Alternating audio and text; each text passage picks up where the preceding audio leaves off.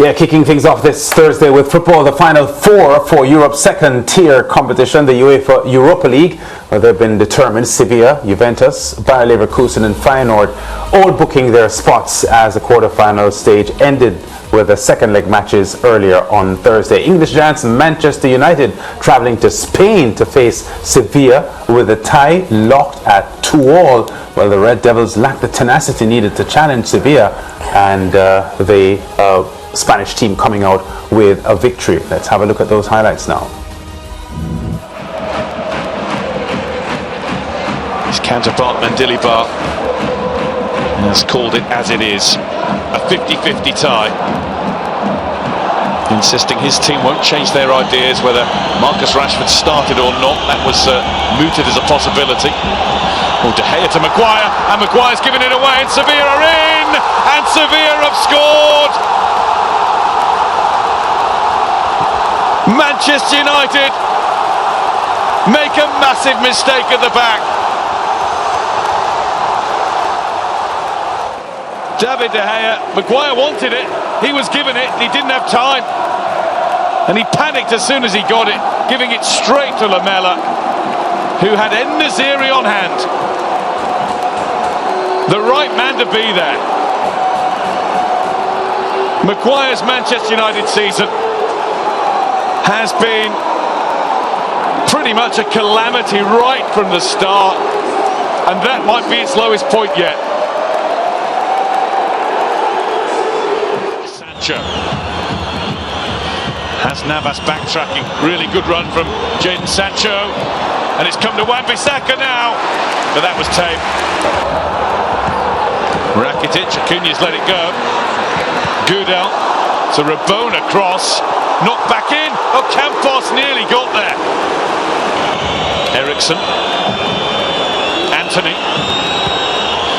Anthony's cross, and it's over the top. Fernando through to a Campos. This is a great Sevilla move. Lamela. Lamela with the drag back. Lamela with the topo. Wan-Bissaka's going to be beaten to that. Acuña's been like that all night. En-Nesyri. Acuña, it's fired across for Ocampos, and it's 2. And what they've uncovered is being relayed to Artur Diaz, who is going to say no goal, and I think we expected that to happen. And look how close it is. Suso, Lindelof away. Rakitic, corner again. Rakitic in, and it's only just, oh, it's in, it is in. Brilliant header from Loic Bardet. Sabitzer, it's come to Casemiro now. Bono's save, nice height for him. En-Nesyri couldn't shoot, but had the presence of mind to tee it back, and there's Fernando.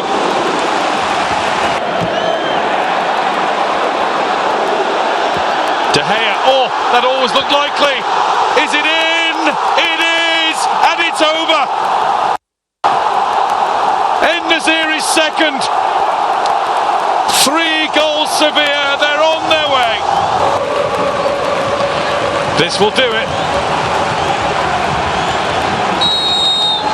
Sensational Sevilla carry on their love affair with the UEFA Europa League. They've gone from struggling to being simply superb. Sevilla 3, Manchester United 0. They've won the tie 5-2. Yeah, so Sevilla getting the result they needed there, and a lot of discussion coming out of the match, Mariah and Ricardo, because the first goal that Man United conceded was a howler from Maguire. Yeah.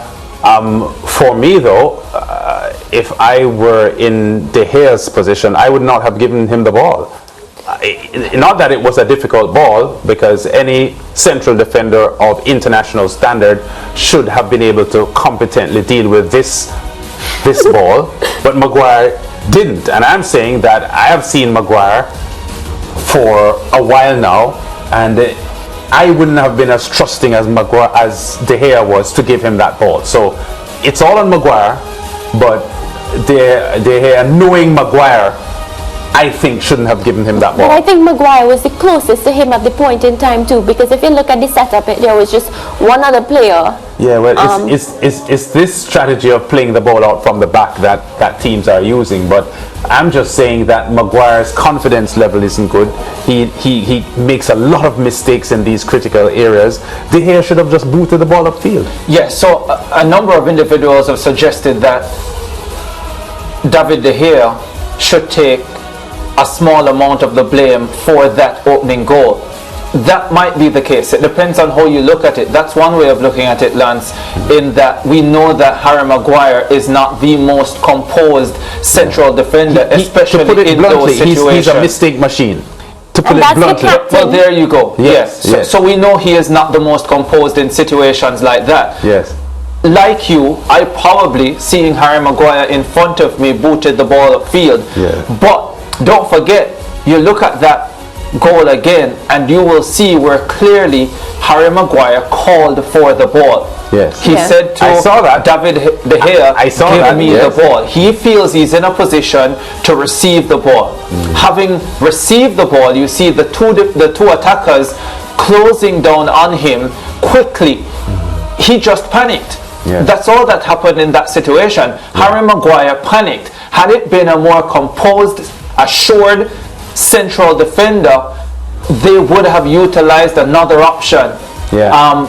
But he doesn't know what to do once he sees two attackers closing down on him and another one in front of him, and he just does not know what to do in a situation like that. Situation awareness beats him here, though, because if he allows the ball to run past him, side on, Right. he would have comfortably gotten away from those defenders, and then he could look for a pass upfield. Yeah. But he didn't do that. He kept his back.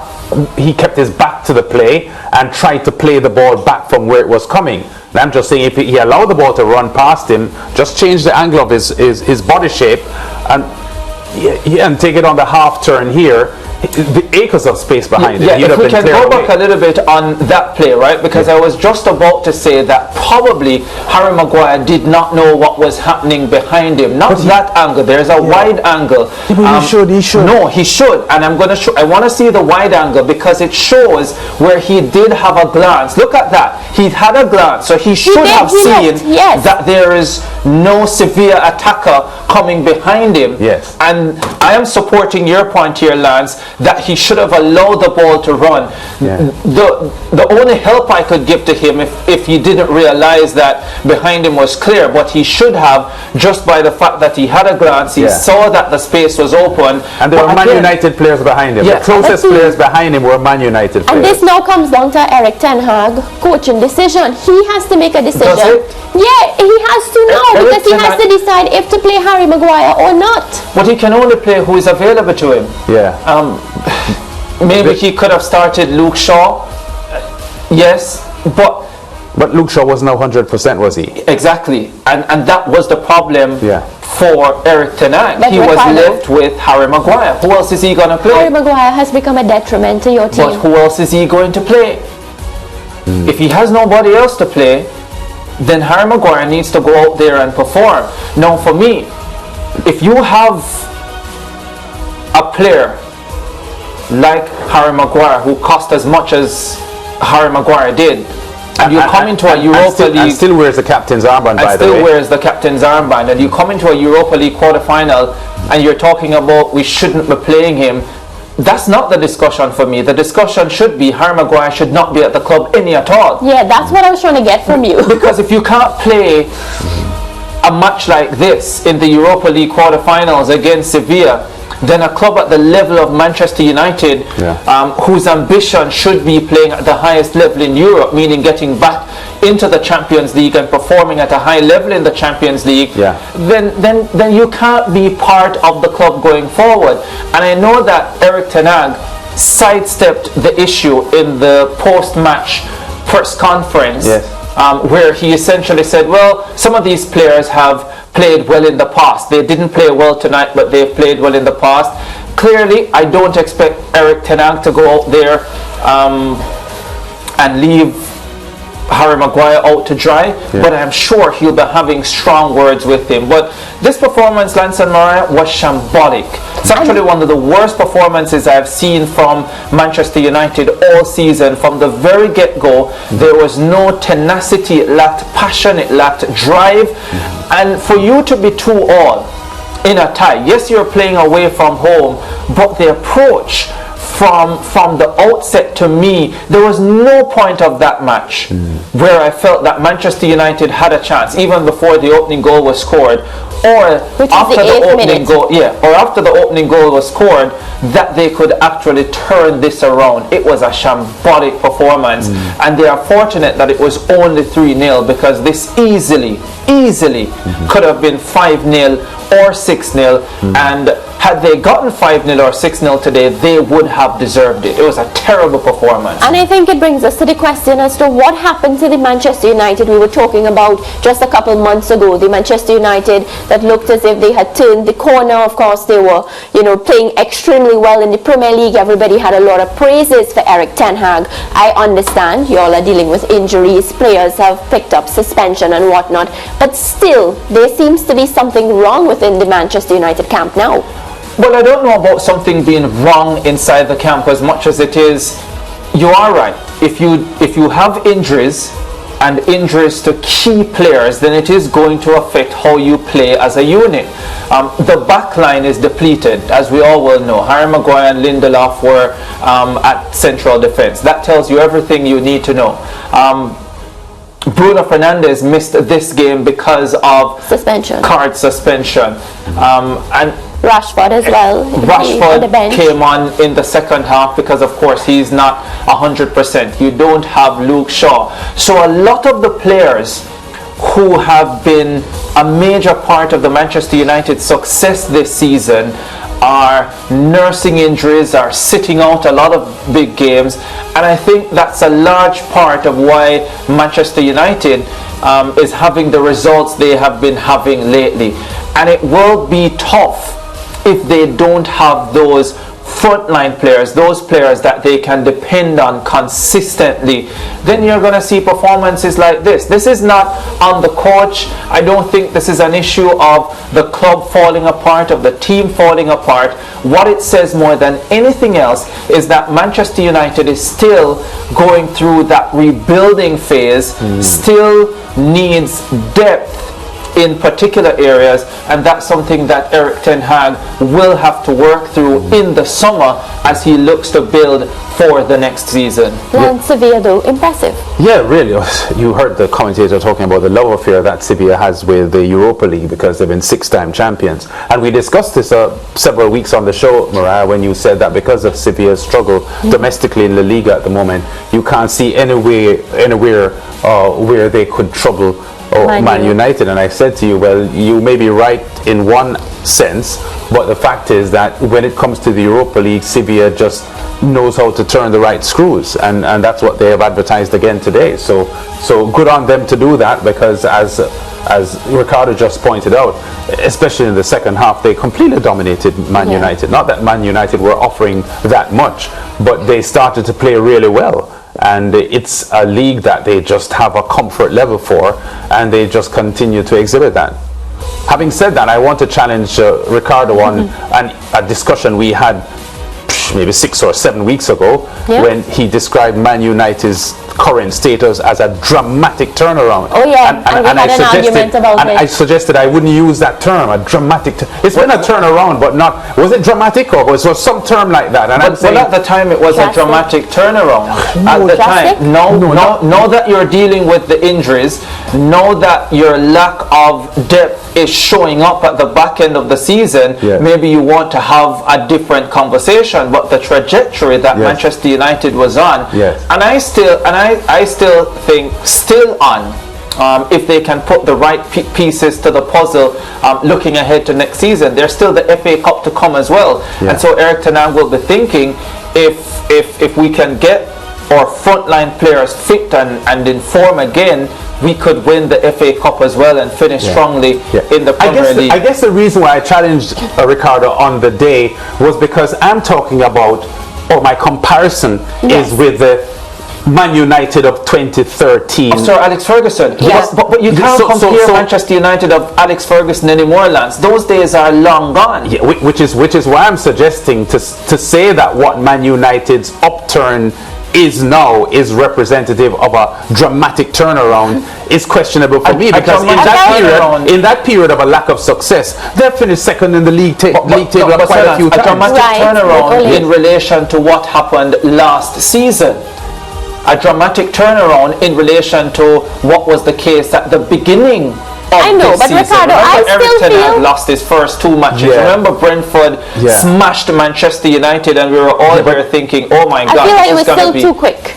It was too quick to say that. Yeah, no, not as quick. I'm just saying that it is a sad And look at what commentary. happened. Sir Lance just doesn't think the turnaround has come. But it hasn't. Yeah, that really is what I'm saying, I think. Which is why I'm saying to say dramatic, that is where I'd stop. I agree there's been a turnaround. And I agree there's been an improvement. No, but to suggest that the Man United now is a dramatic turnaround from the Man United from where we were at this time last year, from where we were at the beginning of this season.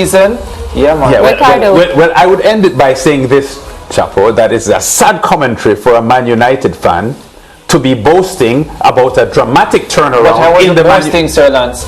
You were so happy that day, I remember. You all had a big score. He came in here skipping. Please do. Just articulating, not boasting, very much. articulating a dramatic turnaround for a Man United team that are third in the Premier League and about 15 points off the lead. Sad commentary on Man United. And just got beaten by 13th place Sevilla, fighting relegation. But it is the state of Manchester United. So whether you consider it sad or not, it is what it is. Yes. Of course it's sad. I would love Manchester United to be winning the Premier League and challenging for the Champions League, but that hasn't been the case for 10 years.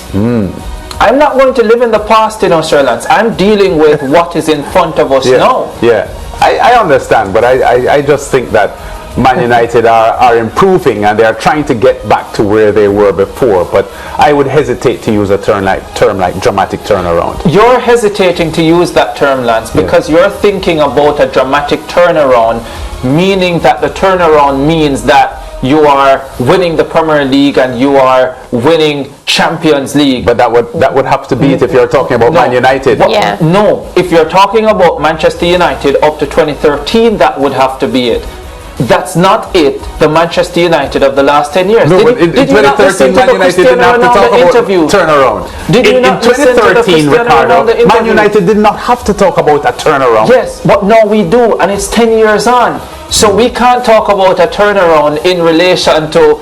This is not West Indies cricket, in relation to 10 years ago. Yes. The turnaround is in reaction to what has been significantly more recent. No, Manchester United is a big brand. Okay, so can we continue and talk about some better teams? Shall we?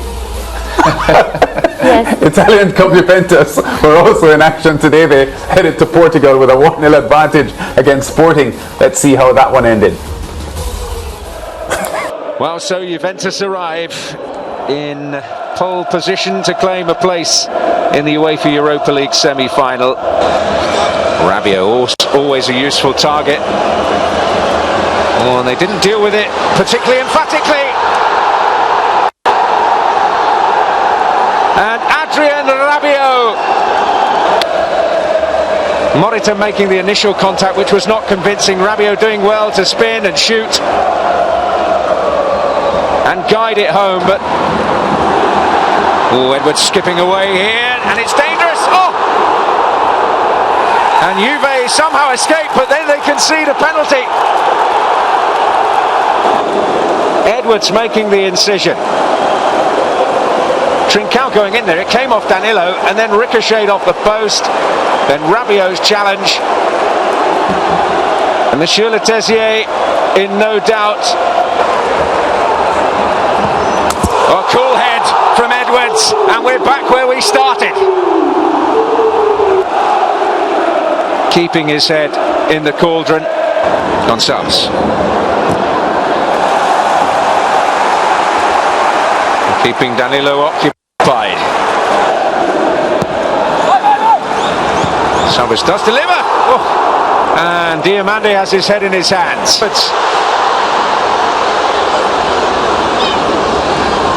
Oh, and sees the Cortez! No! It will not go in.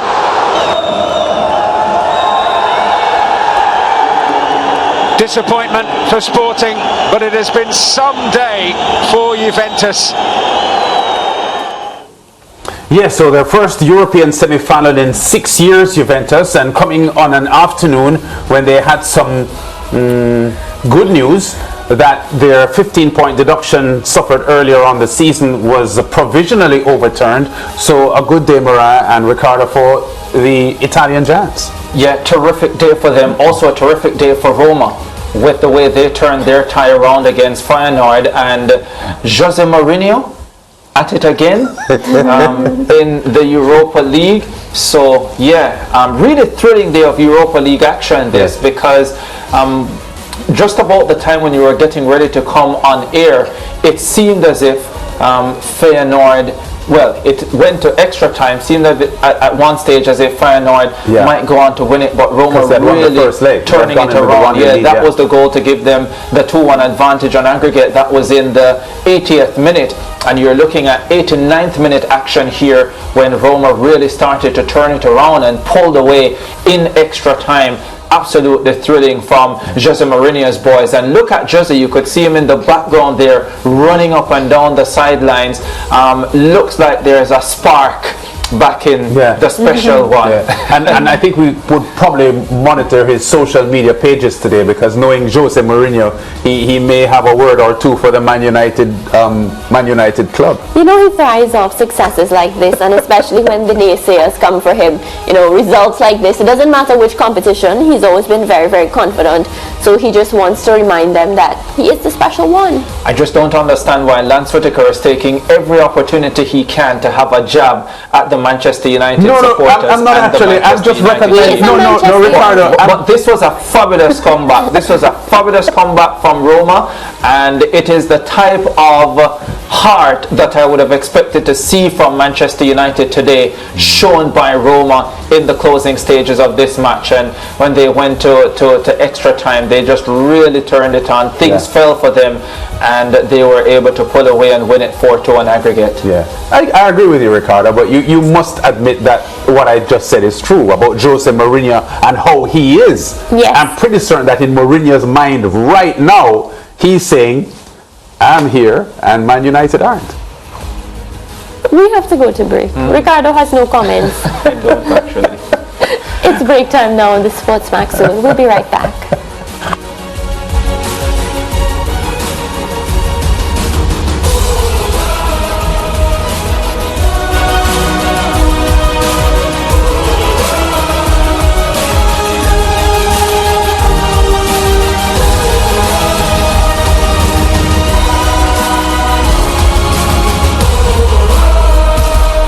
Stay with SportsMax on YouTube and follow us on all social pages for updates, news and entertainment.